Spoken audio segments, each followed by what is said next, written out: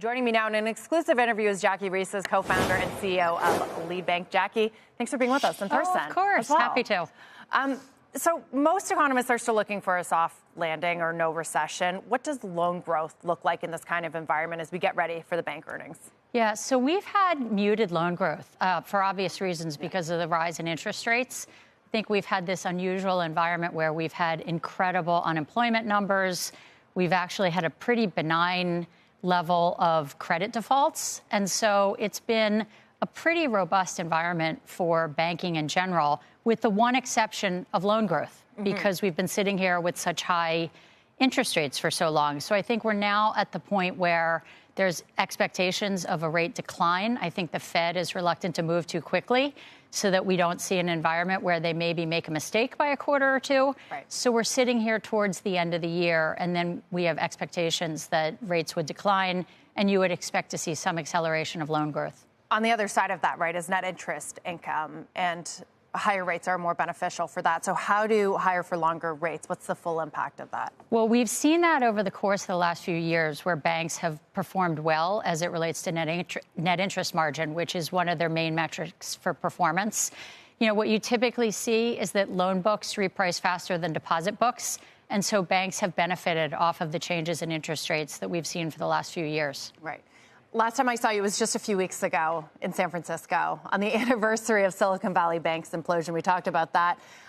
What's your view on the health of regional and community banks right now? Are they out of the woods? Well, we've seen this mass amount of deposit movement into two areas. One is, money markets, and I think that's a structural change that's happened to the banking industry. And the second is a move from small banks and regional banks to big money center banks. I think the top 15 banks hold about 76% of the deposits in the United States. The top 4 banks have almost 50% of the deposits. And I think we've got a real structural shift that happened in the United States as a result of SVB that I don't think is coming back. I think each regional bank has to figure out their own strategy for how they try to win back some of that deposit growth in order to obviously have the deposits to do the other side of the balance sheet, which is lend the money out in their communities. Right. At Lead Bank, you have sort of another business as well. You serve local customers, but you've also built an on-ramp, for financial technology companies.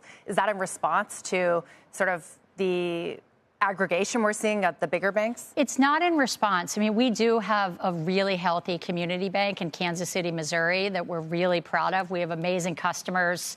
Amazing board members, but we run a fintech infrastructure company. We build all kinds of banking products and APIs for consumer companies and tech companies that want to embed banking services into their business. And so that's a business we've seen a lot of small banks pursue over time because they're exempt from the Durbin laws, so they're able to build products that have differentiated opportunities with regard to interchange. But we are seeing an environment where folks like us are seeing all kinds of regulatory challenges in the market. We are having an incredible opportunity as a result of that. Right. There's an incredible flight to quality. And so at Lead, we're certainly benefiting from that dynamic in the market. A lot of these fintechs raised money, built their businesses in very different times. And you say that the last few years has driven a reexamination of quality of partner that fintechs work with. Is that raising the risk behind the scenes? No, it should be mitigating the risk, thankfully. Okay. And I think the regulators like the FDIC and the OCC are being more aggressive about how they pursue the partnerships between fintechs and banks. Most people don't realize that fintechs operate on the rails of the banking system. I think that keeps us all safe and sound because the rules of banking and the regulations around banking have been established for almost 100 years now.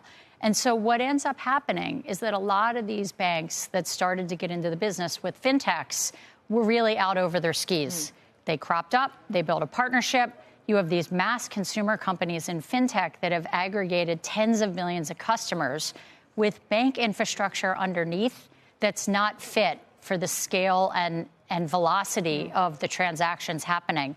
And so folks like us at Lead Bank, we understand technology, but we also, at the front and center of our strategy, are able to be safe, sound, work with companies that are the best in the industry who want to scale with a heavily compliant, strong type of environment because they know they have to be front and center in this regulatory environment. Speaking of disruption, you know, in San Francisco, a lot of people talk about financial services as being an industry ripe for artificial intelligence and generative AI. Who do you think is leading the way right now? Is it the big banks or is it some of the smaller fintech players? Well, I think they've all used AI in some form for the last 10 years. You've seen any kind of financial institution use machine learning models. They use it in fraud, they use it in customer support, customer acquisition, and even algorithmic lending, which I would say the fintechs were probably stronger at than a lot of the banks. So what about Gen AI? Can they harness that? Well, so they can in everything except for credit at this point, because credit has fair lending standards. I think the biggest thing that has to happen around AI is that you have to be able to backtest it. And if you can't backtest it, you have to be able to prove that you're in compliance with some of the lending laws. The interesting thing with AI is that it's unbounded. And so you've seen this environment where you're able to actually do math around some of the changes in platform shifts in technology. But AI is the one recent change in technology that you can't do math on. The opportunity is all upside, and you've yet to see it really permeate the entire economy.